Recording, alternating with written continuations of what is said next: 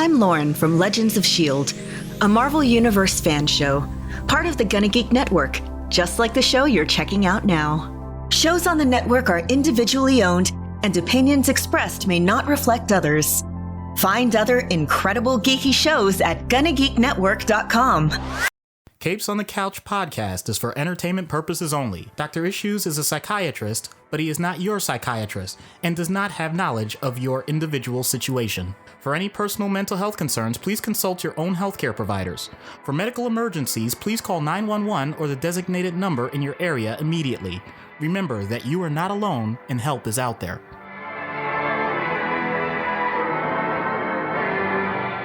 Hello and welcome to Capes on the Couch, where comics get counseling. I'm Anthony Sitko. And I'm Dr. Issues. This is another Creators on the Couch episode. Surprise! I know we were supposed to be doing Bigby Wolf, but then we talked to our good friends Alan and Will, and they said, hey, we've got a Kickstarter launching for Grandma Chainsaw number 3. And I said, well, screw the calendar.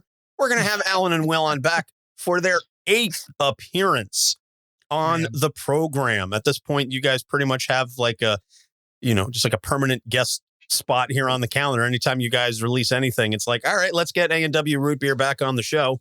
So welcome once again, Alan and Will. How the hell are you guys? Doing great. Man, yeah, we're great. And like always, we are so happy to be here with you guys. Thanks for having us. Yeah. It's always a pleasure to chat with you guys at this point. It's like, bringing friends back.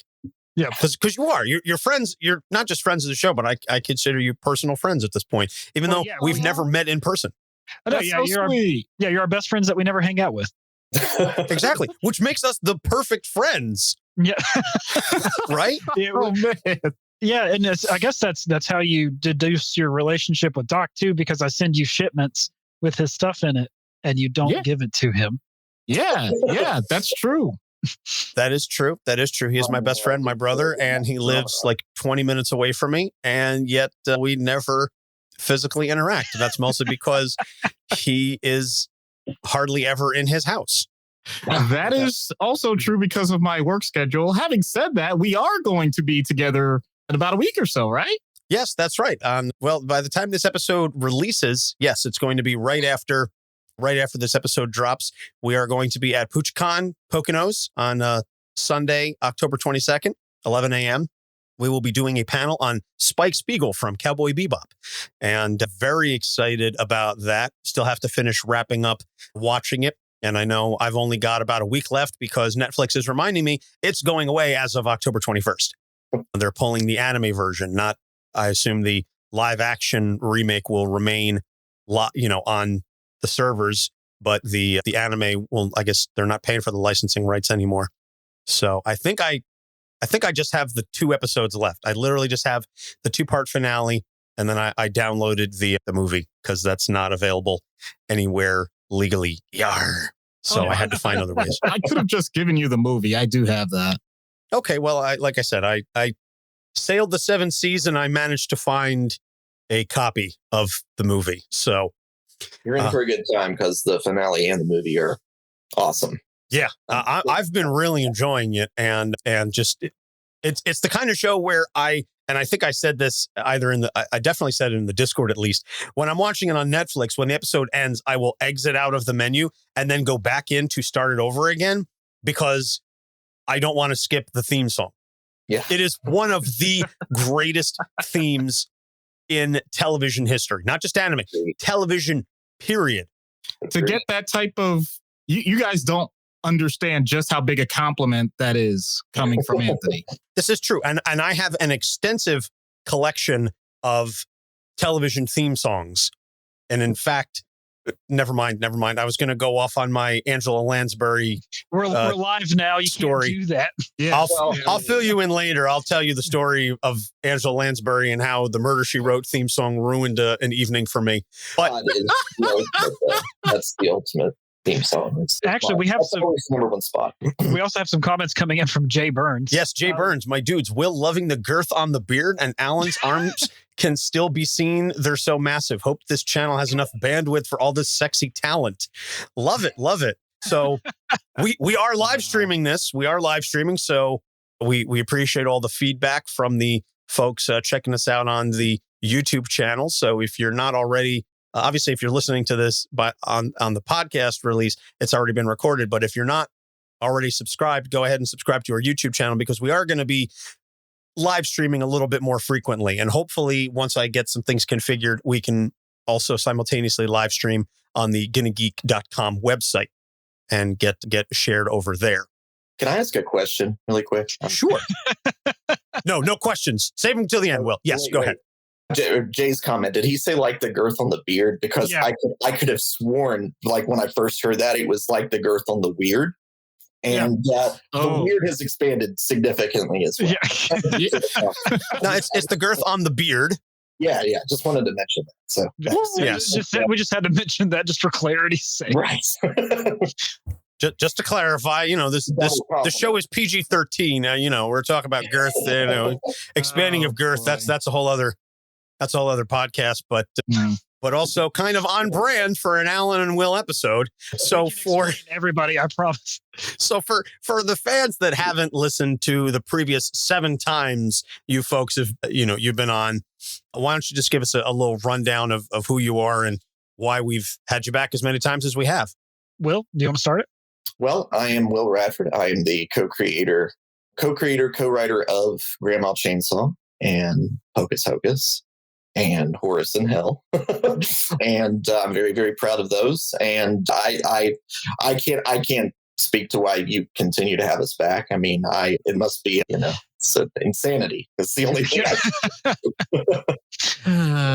No, we love this show though. Like, we love coming on talking to you guys. Like, this is always really, really cool. Deep dive into the psychological stuff. Yeah, and I'm Alan Dunford, and that's all the same credentials as Will. And that's it. And that's actually what I was going to say too. I was going to say, I don't know why these madmen keep having us on the show, but hey, here we are, right? Yeah, I gotta admit, I lost my sense of direction with this entire show about, I'd say 2.5 years ago. So the fact that we, you think it's been longer than that, Anthony? I mean, I'd say 3 to 4. All right. That's fair. Just when I start getting into blogging again, that's when you throw that at me. All right. Well, listen, I got to keep you on your toes. So we are here talking about Grandma Chainsaw number 3. The Kickstarter just launched. Mm-hmm. And all of your prior Kickstarters, if I'm not mistaken, and you feel free to correct me if I'm wrong, each one has been more successful than the previous ones. And so what are you doing for this one to help continue that exponential growth? So it's weird, right? Because we absolutely, God, we love so much what we're doing. And I think it shows in the work. The big thing with it too is we're just trying to always put out something consistent as well. Grandma Chainsaw is a weird beast, and we'll get into that here in a little bit.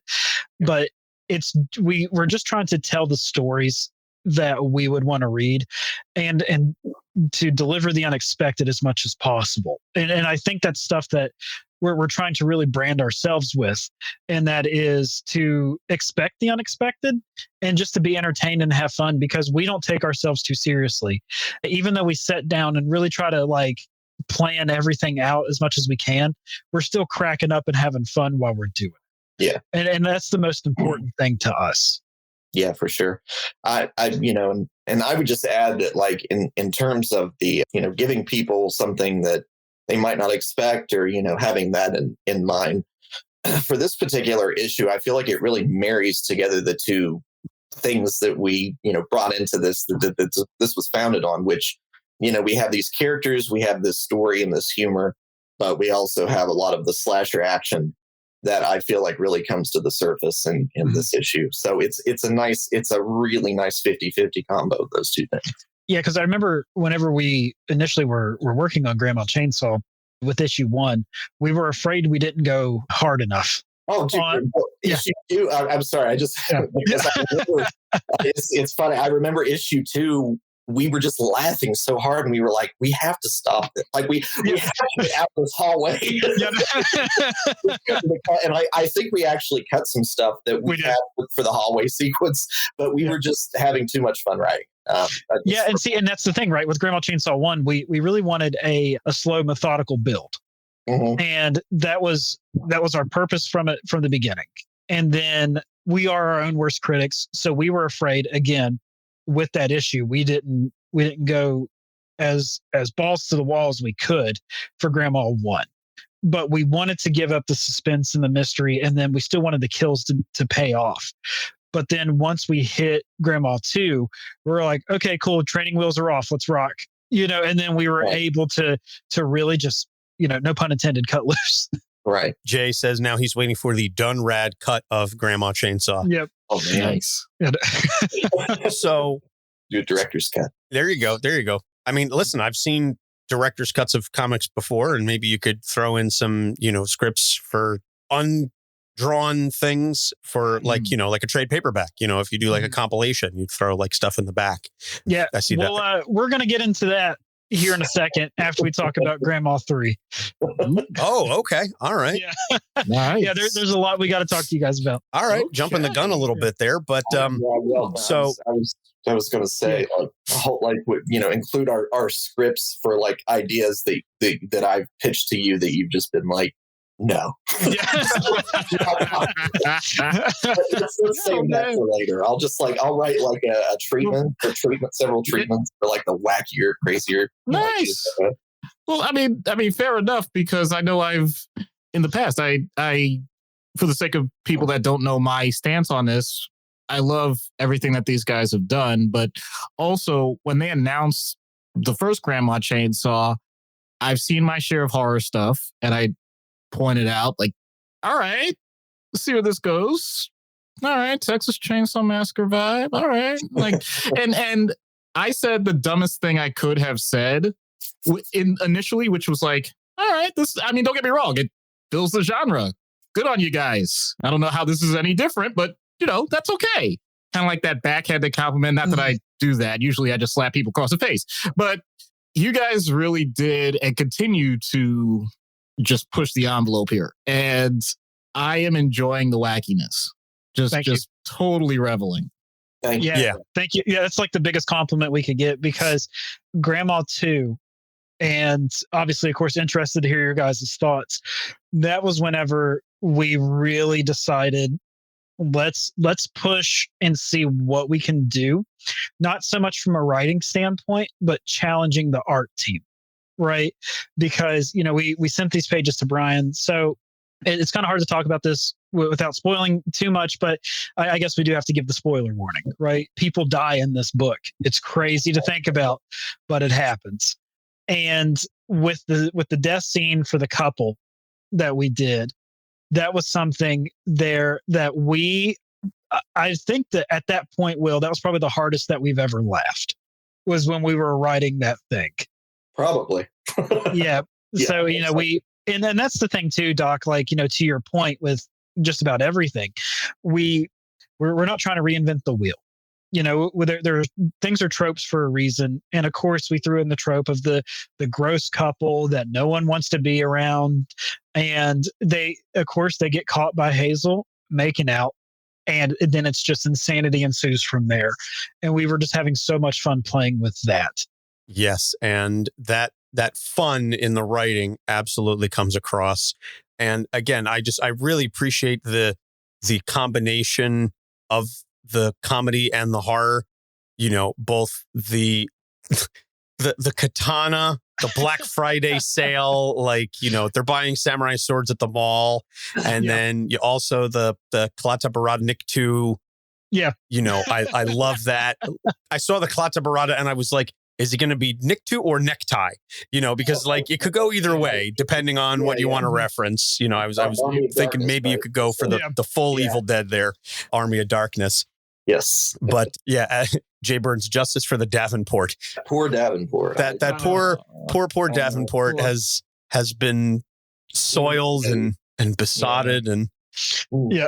So, and that was something too, that was a joke that Will and I wrote, because we were making fun of, my upbringing, because I was raised with my grandparents. And it's just funny just to make fun of yourself and just to do stupid stuff like that. And just, I don't know, it was just such a fun break for that. And then, it's just, God, I don't know. I love Grandma too. I looked at it again before we got in here, and I sound like, it's eye rolly. Be like, I love my book, but like I really, really do love Grandma Chainsaw #2 because it was just so much friggin' Grandma's got your nose. Yeah, dude. Yeah, it's just stupid like that, right? It's just so much fun. You're right. It is stupid, but it's funny stupid. Yeah. And I can't hate on that because it knows what it is. For me, the problem comes when you have art that is very clearly trying to be pretentious and trying to elevate itself. That you really have to walk a fine line in order to pull off without coming across like you're not smelling your own farts. Right. I love the stuff that is like, yes, it's campy, it's schlocky, it's corny, and we're just going whole hog on it. I can appreciate that because of the self-awareness. And that's the type of stuff that I enjoy, is things that revel in their own awareness. And you two as writers are always so aware of yourselves and your audience and the genres in which you write, whether it's Pocus or Grandma Chainsaw, you're aware of the tropes, you're aware of the setups, and you're aware of the switches that can be made and the twists. And I love that. Thank you. Thanks very much. That means a lot. I mean, I really feel like this one, well, not that everything we do isn't a labor of love, but this one especially, there was just something about it. I mean, like we've had too many ideas, I think, over the years for horror and slasher related things. And we've had a lot of conversations just about different, movies we watch, even, some of the more obscure ones, that kind of thing, that, we've always admired this genre. And so I don't know, it's a labor of love. Yeah, 100%. Yeah. Now, sorry. Okay. Yeah. Keep going. No. Go ahead, Alan.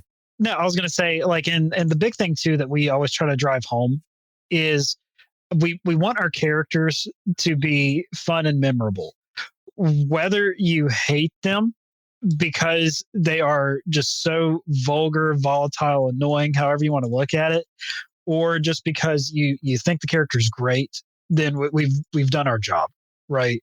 And I think that was one thing that we tried to strive, especially with this, to try to separate ourselves a little bit from some of the stuff, because we wanted each character to be able to stand on their own merits, whether some of those merits are god awful or not. But we wanted them, to have their own life and their own breathing room, and to, anytime they're in a scene, they steal the show, and there's nothing wrong with that. Well, I mean, it's looking at it, it's like with character, anything. I mean, I feel this way, and I feel like Alan probably feels the same. Like there's always, when it comes to building characters and doing that sort of thing and finding their voices and their personalities, like there are endless layers to uncover. Plus, not to mention, when we sat down to write this thing, we had to do something. I mean, my God, we had a list of kills. We had talked about all these crazy, wacky, kills that we could do that fit into the story. I was gonna ask you guys, which came first, the kills or the characters? The kills. A lot of the kills. Yeah. Yeah, 100% the kills. Yeah. The Dead Squad and stuff like that. I mean, that was almost toward the end of it was, because we were like, well, it wasn't we were talking about murder somebody. Yeah. we have to have victims, so that's what happened. Yeah, because the big the Dead Squad was, whenever we were talking about it, we, again, Will was definitely the creative force behind the Dead Squad, because we didn't know what we were going to do with them, and then, or what characters we were going to make. And then Will was like, well, instead of just having the 4 people in the house, why don't we have like hunters come in or something? Right. They know that Hazel. Yeah, because Hazel's doing that. And I was like, well, that's really good. I was like, let's take it a step further. Right. Let's try to maybe make them like AV Club-esque type thing and all this stuff. And then that's when the ideas just kept flowing. Well, I mean, and let's be honest, I feel like if we had, made them hunters, they would have, or something like that, it would have ended up being like more one notes. Yeah. Or some of the jokes may have been a little off-putting, like we're making fun of Appalachians, and there are plenty of great Appalachians and hunters that I know, Yeah. I mean, it's like, but like so the idea, I think, was to develop a cast of characters that no one would miss. Like at the end of the day, like entertaining to sort of follow, but at the same time, it's like, oh, okay, good, that's another one. This is the opposite question that people usually ask. Who's a character that after you created them, you said, oh boy, we're definitely keeping them in, but I wish we didn't have to. Alan? Who would that character be? Probably Fury Chan. Yeah. Yeah, whenever we were making Fury Chan, he's the leader of the Dead Squad. He's a nightmare. Like, just on so many levels, right? Mm-hmm. God. It's that one for sure. Yeah. All right. And Jay points out Fury Chan will be the most iconic douche in the history of comics. I love / hate him so much. There you go. I don't know what Anthony's opinion. I am absolutely agreeing. I think it's unanimous. Oh, absolutely. I think I mentioned this before. Like, I went to college with a guy not too dissimilar from Fury Chan. Like, yeah, I think we've all known a yes. Right? He lived down the hall from me. He had hygiene issues. He was, very much a neck beard. Just, yeah. So pivoting a little bit from the funny to the not necessarily, kind of serious. So much of the humor and what we love about the book obviously stems from the artwork. Talking not just about the penciling by Brian, but also the colors that were done so phenomenally by Jasen Smith. And when I saw recently that Jasen had unexpectedly passed away, I immediately texted Alan, to offer my condolences, to Alan and Will and to pass along, obviously, to the family and friends. We actually had an opportunity to talk to Jasen back for the Grandma Chainsaw 1 episode. He joined us. Mm-hmm. So that was, just a real pleasure to chat with him and get some insight into his mindset and his technique and everything like that. And, I feel just, it's incredibly tragic loss.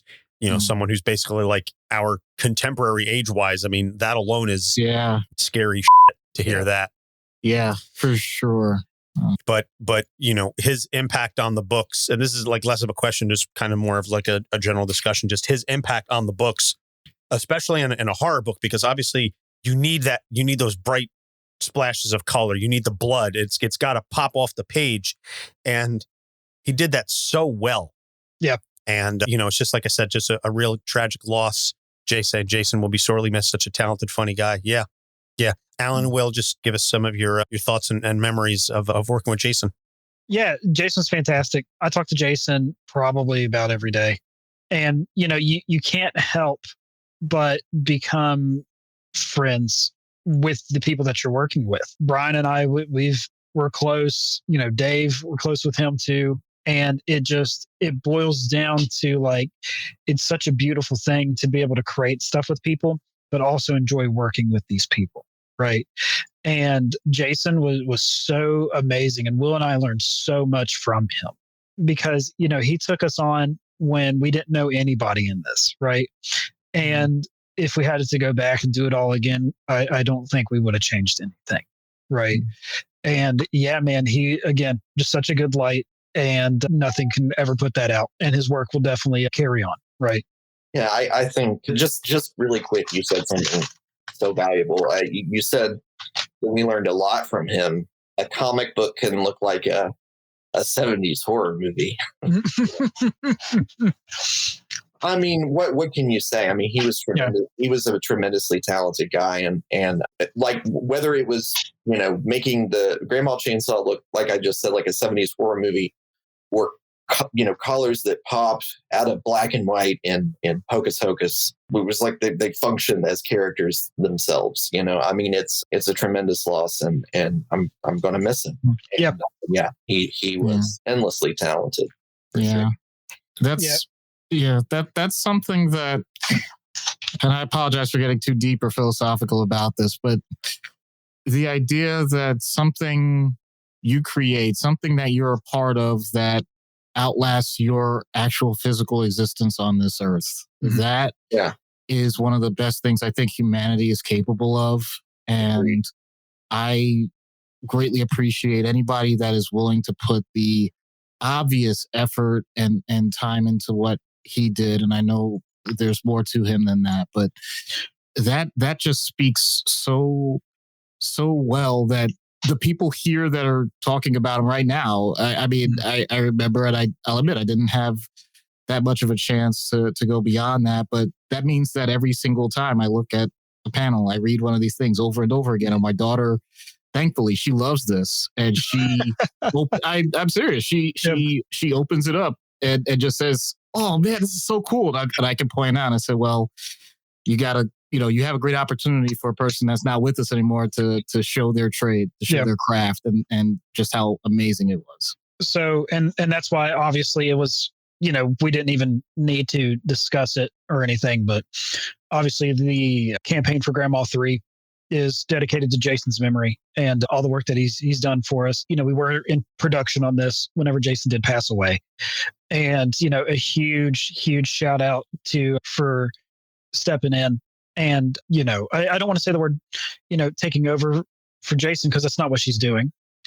She came in because, and this is what's so beautiful about this community, because, once it kind of caught wind that, Jasen was no longer with us, we had so many people reaching out, offering their talents and just saying, "Hey, do you guys need anything at all?" And it wasn't done in like a gross, malicious, like, "Hey, you guys, I'm trying to move in now," or whatever. It was like, people that we've talked to throughout the years doing this stuff who reached out to us, and they genuinely wanted to help, right? We're ingrained in the community. We try to always, people, it's no secret about what we're doing, what we have coming up, right? Because we love talking about it. We're so excited. And yeah, Carrie stepped up and she followed what Jasen was doing as closely as she could. And we could not be more thankful for her for really coming in. And she has been such a great positive light through all of this too. Well, that kind of answers one of the questions I was going to ask was, knowing that Carrie was on book number 3, I was going to ask, how you ended up hooking up with her. And I know that, Alan, you had mentioned to me just in a text that, some of the work that Jasen had done already on the book is going to be kind of included as like a little bonus. Yeah, we're going to put it in the back of the book. Jasen, he, and it's kind of sad to see it this way, right? Because we all have a Google Drive folder that we all share everything in. And Jasen was freeing up space on his Google Drive at that time. So he deleted his hard file, but luckily Dave already lettered page 1 and 2 that he did. So we're going to put that in the back of the book with a little, dedication to him. And yeah, it's just, again, it's a sad thing, but like Doc said, it's beautiful that we were able to have him when we did. And we were so lucky and fortunate to have him. Joey in the live chat says, Carrie highlights all the best things about Jasen's work. It was very cool to see them side by side. Yeah. Yeah, that definitely can't be an easy thing for Carrie to come in and right. Fill those shoes, so to speak, or as you said, not take over, but succeed. Pick up the pen, stylus. Pick up the style. Yeah. The stylus, as it were. That's definitely not an easy task.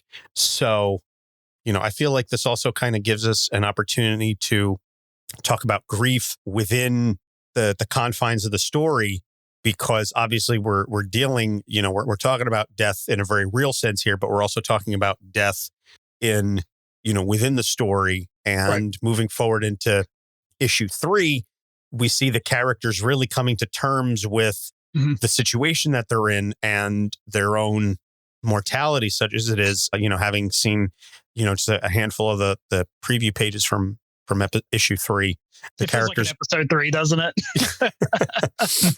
Dealing with the tenuousness of their situation and how fragile everything is, and trying to figure out what is the best path moving forward to get out of this, to survive. I know so much of this was written before everything happened with Jasen, but how much thought was put into any of, addressing the mental state that the characters are in?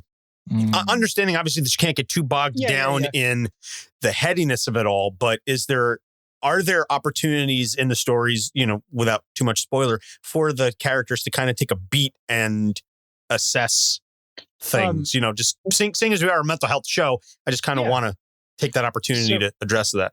Will, can I start with the question here? And then, because the beginning of issue 3 was Will's idea, and it worked out great. So what we decided to do with that was we wanted our 2 main characters, the twins, Hayden and Gabby, to really kind of come to terms with their being confined and witnessing all this stuff, and this horrible thing happens to their loved ones. Just, because the whole story of Grandma Chainsaw takes place in a night. So whenever we end with issue 4, it's all just been one evening, right?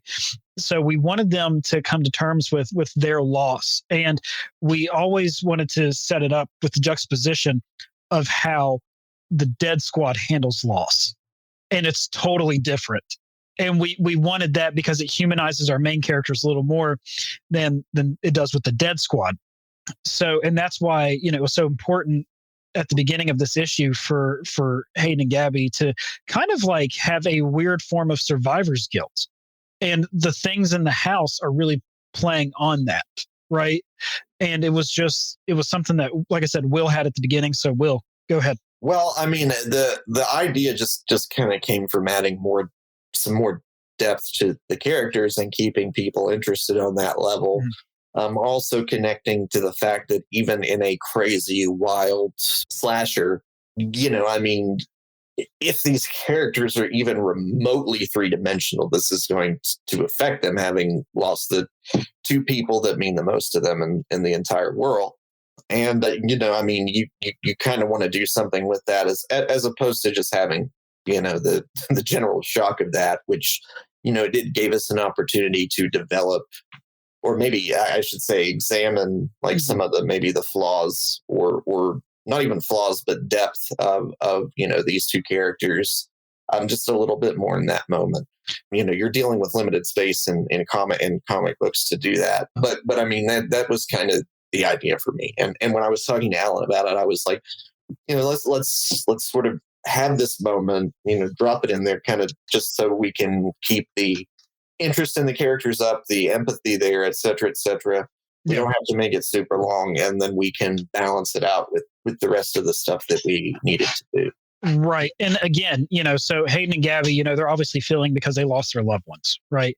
But then we have the Dead Squad who they just don't care about death. And we thought that was actually important for their characters because, it's how they're viewing the whole situation. Right.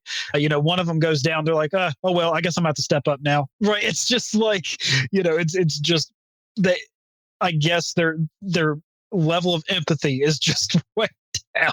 Yeah. I mean, a part of it is, as campy as it is, there is an actual response that really does justify that. You mentioned next man up.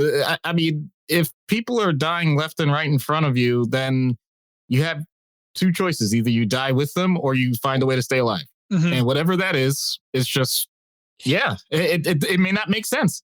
It may sound heartless. It may sound cold and all, but darn it, if you're going to be alive, then, we'll figure out the other stuff later.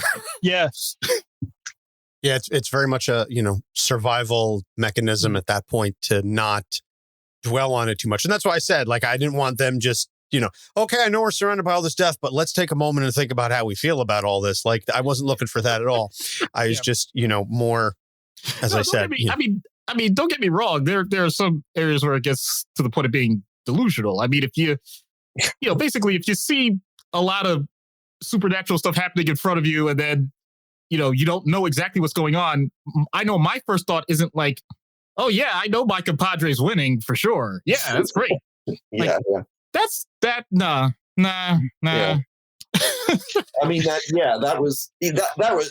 was just my idea behind it. It's kind of like, we know, again, we're self-aware. We know that it's horror. We know it's slasher and that it's fun. But, we kind of just wanted to have that moment that, you want to call it, you want to cover like the whole spectrum of things. And there are a lot of slasher movies that have those moments, sometimes to a fault, sometimes too many of those moments, and it's just weird. Yep. You know, like, I mean, that does occur. But that was my idea behind it. Is additionally, it, you know, you have that establishing, you know, the terror of all of this. It's like, oh, okay, well, this is an extra emotional dimension to, you know, our monsters. You know, so it just hit too many marks not to have that moment there. But if, you know, the readers and fans feel like it genuinely and authentically addresses grief in that brief moment, then I'd say that's a good thing. I'd say we did our job as writers, hopefully. And then the other part as writers too, that Will and I, we were really working on with this issue, was because this is our first mini series. And it was, how do we tell? Because once we drop a pretty big bomb on the last page of issue 3 for what sets up everything for Grandma Chainsaw number 4, the finale. And it was really, how do we tell this wild story in 4 pages? Or 4 pages, I'm sorry, 4 issues, you know? And I think that we were definitely on the right track. And with how everything has gone with it, it has been so much fun. And we are both so sad to see this thing end. So issue 3 is kind of bittersweet for us right now. I could definitely see that. One other thing about this, and this speaks much more to the genre and not so much to your particular books, but the idea that, at least in my mind, as I'm reading through, I got this more in issue 2 than the start of 3. I'm like, this is incredible how much in my thought process, I'm like, I'd be completely hopeless because, or in a lot of despair, because it is so incredibly obvious they are out of their league. Yeah. Like, this isn't even close. We're not talking about people that are finding resolve and creative ways to make it work and all that. No, this is... Man, this is pathetic. Yeah, it definitely kind of raises the question of why these people would choose to take this path in the first place that led them to this point. Mm-hmm. But, you know, it's also the kind of thing you don't want to think about it too much, because then you really start to question so many other things, and then the whole thing unravels. So it's like, okay, you know, like a wizard did it, and just move on. Yeah, because that was the first thing we talked about. Like when we had Grandma Chainsaw, the first thing we talked about is what's the ending, because we didn't want to just start writing this thing and then just try to figure out an ending. And we think that the ending that we obviously landed with, I think everyone is going to be very happy with it. At least I hope anyway. They could be like, oh, come on. You know, we could get one of those. But I think if they're stuck with us this far, they'll be. Yeah. Yeah. But like, you don't want a Game of Thrones it. Oh, no. That's why we want to end it. Yeah. That's why we want to end it at 4 issues. It's not that abrupt. Yeah. Yeah. Like I said, at the end of issue 3, this was the thing we're so excited to get. We've been, I think, more excited just for the end of issue 3 to get to, because that way it's really dropping heavy on what's going on. And it's, we're really, really happy with it. And again, this book has been such a fun ride. And I think one of my favorite things about this book is seeing all the covers that we get for it, because the variant covers are always so much fun to see people's take on their version of Hazel and stuff like that. So yeah, it's been, God, it's just, I don't know. I just love the series. It's just so much fun. It absolutely is. And like I said, it comes across like, I got the blood metal cover for number 3 because I was looking at everything and I was like, ooh, I got to get that. So you already got the money. Like it's already been back. You know, as of this recording, you're already, $1,300 over your goal with 2 weeks to go. Jay says, then when demand gets high, you could do Over the River, Tales from Hazel's House, or Through the Woods Back to Grandma's. How long has Hazel been at this? I'm going to have to do fanfic, aren't I? Yes, you are, Jay. Nice. And that's one thing, Will and I haven't been shy about talking about this either. There will be 3 versions of Grandma Chainsaw number 4 whenever we go to launch that, because It's going to have those fancy buzzwords that Kickstarter backers love, like the ones who haven't backed the series yet, because it's going to be Grandma Chainsaw 1-4 finale and trade. So we're going to have, normal Grandma Chainsaw number 4 and 3 variant covers, just like you would expect. We're going to have our completed trade paperback of this, and then we're going to have a special edition hardback called the Golden Girl Edition. So we're going to have a lot of fun with this thing. Yeah, it's actually called the Golden Gore Edition, but how we make it is going to be really cool. So yeah, we're just so excited just to have this thing in our hands too, and just to kind of see where it goes. But yeah, so that's going to be the campaign for number 4, because that will be our next project. So it's looking like it's going to be Grandma 3, Grandma 4, Horus, and then Pocus 6 is going to be coming out. So we're just, God, we got a lot of stuff cooking, and we're really excited for all of it. Nice. Very, very excited to see number 4, and then obviously more Horus, and then getting back into the Pocus universe. And then I know when we had spoken previously, you guys had mentioned a couple other projects that you were working on completely unrelated to those. Where are some of those, the Sunday murders or something about that? One Sunday afternoon. One Sunday afternoon, yep. Yes, and then the other one's Deacon Dan's famous chili.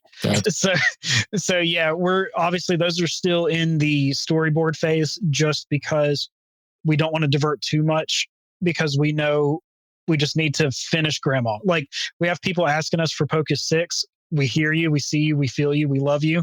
We want to release Pocus 6 too, but it's one of those, we're so close to wrapping up Grandma Chainsaw that we just can't stop, right? Yeah, I feel like, just to stay, on target, some of the other ones are still in the note-taking phase. I have a notepad on Deacon Dan. Yeah. Some ideas. Alan and I have talked about those, and I think most of them are making the cut. Yeah. Yeah, about everything of Deacon Dan's making the cut, because I don't think there are any in there that are too outrageous. Yeah. For a comic with the name Deacon Dan's famous chili. Yeah. Yeah, that's a fun one. That's in the I would say note-taking phase. One Sunday afternoon is a little bit more elaborate, and that one, from where we decided a lot, but we want it. That's one that's strictly serious. Yeah. So we want to get it right. Yeah, it's serious, and it's just going to be a one shot. So we want to make sure we get it right out of the gate, and then this is the story we want to tell.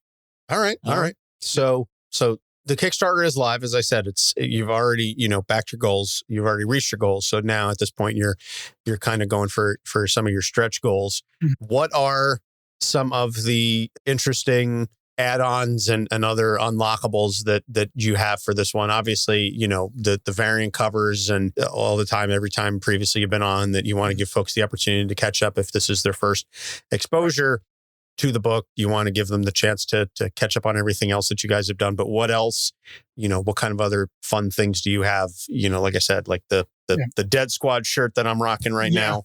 Oh, and it looks so good on you. It does. Well, it's black and red. It's my favorite colors, literally. Audio listeners, you're missing out. And I bet Doc will look even really good in his, if he had one. I do. It's just that Anthony loves it so much. He's hoarding it. You're going to get it next weekend. Shut your yap. You'll get it then. Quit your bitching. Yeah. So for this one, we followed a pretty simple method. Just keep it simple, stupid on this one, right? We have the variant covers on there. Obviously, if you've missed any one of our campaigns, we try to treat this as a digital store, so you can back anything that you may have missed. The other thing too that was, and I hate talking about this because it's already gone, you can be drawn into the book. We only had 4 of them available, and they went day 1. So that was pretty cool to see. Yeah. So survival, obviously not guaranteed with that one, because I don't want to survive. Well, you're not going to. I paid specifically because, God damn it, I want to die. I want to be a victim. I don't want to be somebody who survives this. That there's no fun in that. Oh man! So that was something fun we did, and we obviously won't be able to tell the backers exactly what it is, because it's a pretty big spoiler. So It's going to happen toward the end of issue 4. So just be on the lookout for that. Well, obviously, when it comes closer to time, we'll send everyone high res cuts of it. But yeah, you'll be in there. You'll be in issue 4, whether you want to be or not. But yeah, so that was something fun that we did. But yeah, like I said, this one was more so a keep it simple. Joey Galvez was huge in thinking of the Fright Nights card, or the Fright Flicks cards. I'm sorry. The homage to the 1980s one that had, like, the slashers, Freddy Krueger, stuff like that on there. So we have those with Hazel on there. And then we have a couple more coming up as stretch goals. Obviously, it wouldn't be one of our campaigns if we didn't have a Stephanie Mooney print. So we got that on there as well. And then something that we've been really liking is keychains. We just think that they're just fun to offer. And then you can show your support on the go.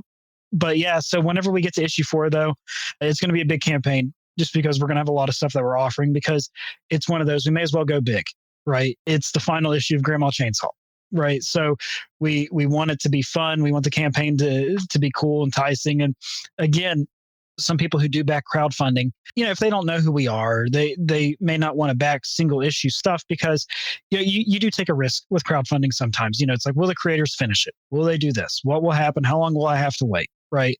So then whenever you get to your trade, that's when people are like, oh, okay, cool, I can get the whole thing together now. So that was kind of our thought process with everything just included in all together. So that way we don't have a separate campaign for it and everything like that. Awesome. And we got some comments in the chat. Joey wants a shirt that says, I survived Deacon Dan's famous chili cook-off. Yeah. And Jay Burns is jealous of the Dead Squad shirt. So awesome. Glad to rep it. It's funny because it was sitting on the desk next to me as I was getting ready, because I was wearing just like a white undershirt, and I was like, oh, that's just it's gonna look terrible, like way too bright on the live stream and everything like that. I was like, let me get something. Oh, what do you know? How convenient. Yeah, you guys got the Eat, Slay, Love shirts as well, didn't you? Yes. Okay, cool. Yeah, I thought you did too. Yeah, God, I love those shirts. Yep, and I got the apron. I got the Grandma Chainsaw apron. Oh my God! See, that's the thing. I love them, and yet because of the type of work I do, I'm usually wearing like traditional button-down shirts, so I wear them underneath what I'm wearing to work. But and that's exactly. And so some staff members in between patients or whatever, I'm like, hey, check this out. And then it's like, why is Doc taking his shirt off in the hallway? Like, don't worry about it. Hey, let me pull you into my office here, and as I unbutton my shirt, it's like, okay, there, Matt Lauer, like, take it easy. Look, I've been in some horror movie-esque situations. As a matter of fact, and for once, I'm going to be the one that goes on a complete tangent. I actually had a gentleman. I was supposed to do his initial psychiatric evaluation, and let's just say his mood was all over the place, and he had some very intimate thoughts. Okay. And my first tip-off should have been when he said, oh, you are such a handsome doctor. And but I mean, hey, facts are facts. So, well, that's all well and good. But when I go into my office with that person, and the first thing they do is turn the lights off and say, let's have some fun. Yeah, that's a bad sign. So I just immediately turned the lights. Oh, I immediately turned them back on and said, thank you for this evaluation, because I think that's all we need. So, turn them off. Listen to Teddy. There were no chainsaws involved, and the person got the help they needed. Okay. Way to be a spoil sport. I know. Well, that's the difference between my regular life and being in a horror comic. Yep. Fair. I guess that about covers it. I think we stayed fairly on track, all things considered, especially for an Alan and Will episode. We didn't deviate too much from everything. Alan, I told you to stop turning the light out like that. Hey, Doc, listen, he was really professional. He didn't have a HIPAA violation. He was speaking in broad terms, and then you come in here and out my business. And I'm getting this is a text. I'm losing my license. Okay. Yeah. All right. Good. All right. Well, now he's just Mr. Issues moving forward. Well, that's it. That's the end of Doc's tenure on the show. I guess it's just going to be me now, because Doc is going to have to take some time off to address some of the professional issues. So we're going to wrap things up. Gentlemen, pleasure as always. Where can people find you on the internet? yeah, the best place to always follow us, obviously, is our newsletter. And I think one of the things is obviously just follow us on Kickstarter, because you'll be notified whenever we go live or we have a project coming up or anything like that. It's really just, it's homogenized that way. And Will's going to talk about this today because it all happened so fast. We're actually working on a website right now. So you'll be able to follow us on there too, because we're working on some on-demand stuff that we can have. Well, I'm on Instagram at willrad82. And if you want to check out any of my film or video work, it's vimeo.com/willrad. Awesome. We'll have links to all that in the show notes so folks can just click it. As Chris from Play Comics always says, it's much easier to click things than to have to type them out. So you can find all of our episodes on our website, capesonthecouch.com. We are on Facebook, Instagram, Twitter, not X, Threads, TikTok, at Capes on the Couch. And you can also find us on YouTube if you're watching the live stream for this episode. As I said, moving forward, we're going to start to live stream a little bit more. We have a Patreon, which Doc and I are going to be doing a little bit more stuff. I actually have some ideas that I've been meaning to text you about, Doc, with some suggestions for November, especially with the Marvels coming out. I had a really good idea, so I'll fill you in on that later. But you can unlock additional content, early access, all kinds of exclusive stuff there. So you can head on over to patreon.com/capesonthecouch and subscribe. It's $1, $3, or $5. Just helps keep the lights on the show and helps us continuing to create the awesome content that we hope that you love and expect from us. So that's going to wrap it up for this episode. In 2 weeks, we will be doing Bigby Wolf from Fables. As I said, that was supposed to be this week, but then Alan texted me and was like, hey, Kickstarter's live. I said, well, let's clear the schedule and get this done. And hopefully in 2 weeks, this cough will be gone, so I can stop dealing with this and I can stop sounding like my grandmother. May she rest in peace. Well, I mean, that's really on the nose, isn't it? It is. Not with a chainsaw, but just, with the smoking. She had that smoker's laugh where she was like, that come here. the hacking, whereas, you have to expect her to be like, what a bingo call. Beneath, did they call number? Did they call B9? I just have B9. Beneath, I just need B9 to fill out the card. Beneath? We were so close, man. We were so close to actually staying on target the entire time. You know what the most amazing thing is just now? I've never seen this before, but on YouTube, your viewership just dropped to negative. I don't know how that happened. I didn't know that was possible, but woohoo! Listen, if anybody's going to do it, it's going to be us. So yeah, I'll take the win. We somehow have broken the algorithm to the point that they will. We owe them views now. Yeah, they will subtract people from this planet if they decide to watch us. What's that about Al Gore's rhythm? Like, I'm super cereal. It's Man Bear Pig. Oh. He's half man, half bear, half pig. I'm super cereal, you guys. All right. Thank you, Alan and Will. My friends, as always, it's a pleasure to have you on, and looking forward to bringing you back on for Grandma Chainsaw 4. Just text me when it's ready, and we'll clear a path for you. Awesome. Hey, thank you, everyone, for watching, too. Appreciate you guys coming out. Appreciate everybody on the live stream. Check us out. As I said, capesonthecouch.com. We're also proud members of the GonnaGeek Network. Go to GonnaGeek.com and find all the awesome shows available there. For Doc Issues, I'm Anthony Sitko. Thanks for listening. We'll see you in 2 weeks. We're still live. You gotta hit the button. I know. I was just giving a second. You gotta hit the